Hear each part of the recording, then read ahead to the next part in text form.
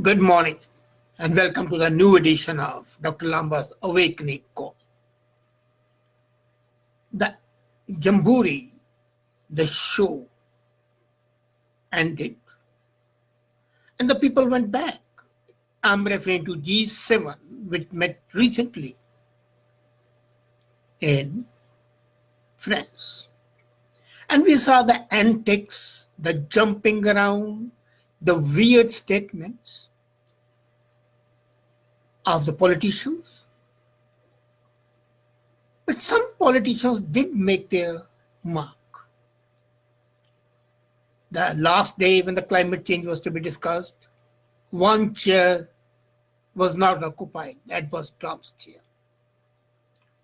Anyway, the chaotic G7, which for the first time in the history of G7, ended without a formal statement, shows that there is no uniformity. And then one thing on which they agreed upon, to give Brazil help to fight the war, fires in Amazon, came to a nasty end. The Brazilian president has rejected and thrown the offer of aid of $20 million, $15 million by Canada, to fight the fire. That he says that Brazil is sufficiently competent and rich enough to support its people, look out for its people, and does not need a handout. Bravo, Brazilian president, for this mark of confidence in yourself and your people. And it also shows the insensitivity of G7. As a matter of fact, the West is still under the feeling that they are the purveyors of power and they can do whatever they want.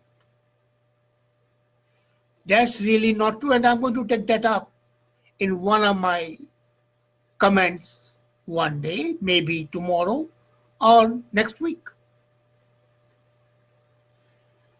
However, since we are in Canada and I personally belong originally to India, let's take up the two Prime Minister's performance.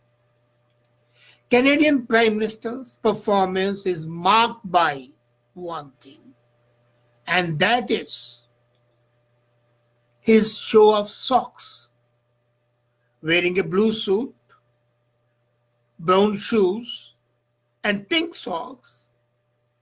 He was presenting himself as a fashion icon. As a matter of fact, his socks have become a joke. And the political commentators, instead of referring to his comments on the major international issues, were only referring to the socks that he was displaying when sitting with President Trump. Well, how low can we fall? Anyway, he didn't have much to contribute. Another thing which happened was that the Iranian foreign minister had been invited, and that was a good move by President Macron, because that prompted Trump to say, well, he's willing to meet the Iranians, discuss with them, so that the world can heave a sigh of relief. What happens in future? But that was not looked upon. And then there was another visitor, not a member of G7, who was a special invitee. He was the Prime Minister of India, Narendra Modi, and he made an impact. Now look at it. What have the people gained?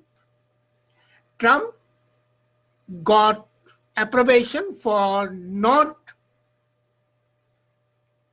rejecting the request to meet Iranian leaders. But he put the cards on the table when he very clearly stated and welcomed al-Sisi, the president of Egypt, showing where his sympathies lie. And he made his position on the climate change very clear. He also took the opportunity to sign a trade deal with Japan and offered England a trade deal when it comes out of Brexit. European Union, then the Brexit is an established fact. The Canadian Prime Minister got nothing except comments on his socks and cheek kissing, in which Melania has been depicted. Normal thing. But the biggest gainer was Narendra Modi, who was not a member and who was an invitee only. What did he gain? He made his impact felt in the climate change and digital technology adoption. Secondly, he made Trump accept the fact that Kashmir issue is none of his concerns and is essentially a bilateral issue. He put the facts straight. Must have been a mortal blow to all that chest thumping by Imran and General Biden. And then he was able to assert the independence of the country, the freedom of the country to act the way it wants, and told all the Western powers, hands off, we don't want your nose in our affairs. Don't poke your nose in our affairs. Was a clear statement. However, politician that he is, he couched it in a very, very decent language, stating that India doesn't want to give pain to the others. So this meeting, G7, if we look at the history, it used to be a monolith. And before I proceed further, one thing more, which Trump gained, and Modi gained. Trump gained was the acceptance by Modi that Iran should be there. So Modi makes Trump happy by supporting him, Russia should be there, by supporting Trump that Russia should be invited. And he wins over Russia by promoting the cause of Russia's return to G7. Now, secondly, he gains the trust and the friendship of Macron by supporting him in climate change. So on the one side, he wins the approval and approbation and acclaim of Trump and Russia. On the other side, he wins the support of Macron, from whom he is getting Rafale jets. And he also wins over Iran by saying that Iran sanctions should be removed and talks should go on. So he emerges as a leader who satisfied everybody without compromising on his basic principles. I'm no Modi Bhagat, no Modi fan, but I must admire the man's intelligence, his capability, his sense of political maneuvering, and his absolutely down-to-earth pragmatic approach, devoid of all isms, who is supposed to represent hardliner Hindus, and UAE gives them the highest civilian offer. The same OIC which used to condemn India, this time doesn't condemn in spite of the momentous change. So he has neutralized the rabid fundamentalists in Islam without giving them anything except telling them, let's not let the religion interfere in our reasonable, logical, intercourse. He wins over competitors like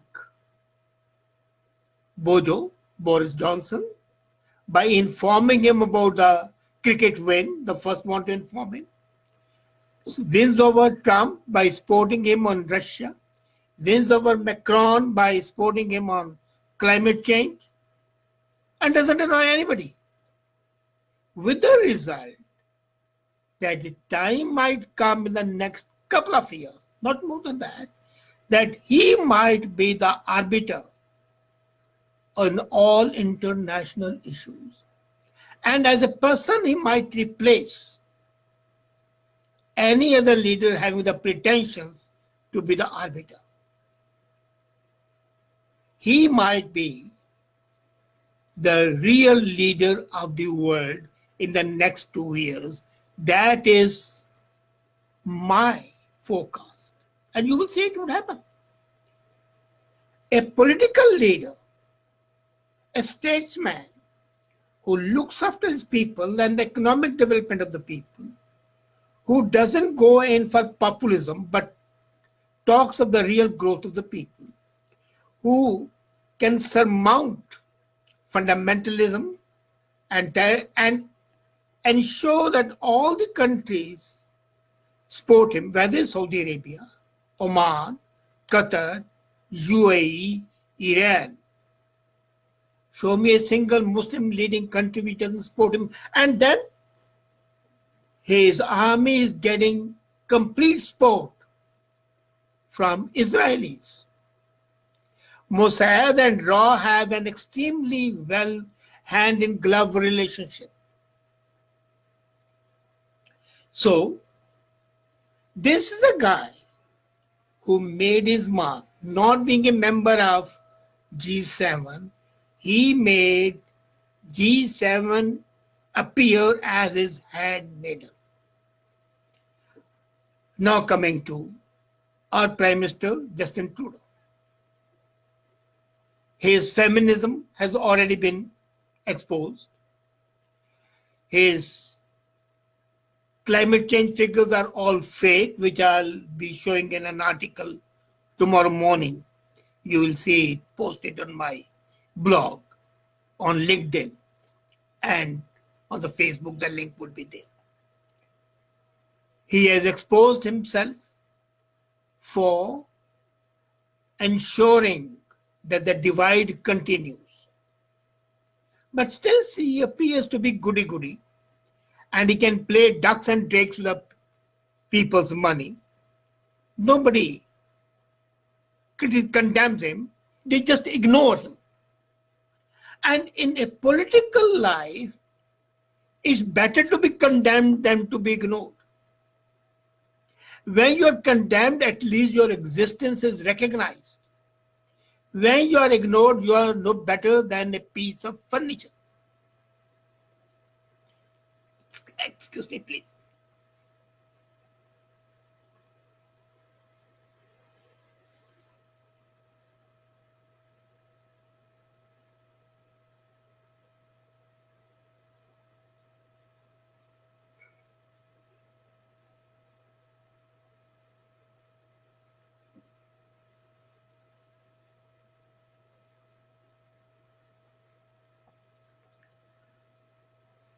So he is either ignored or is projected as a comic figure.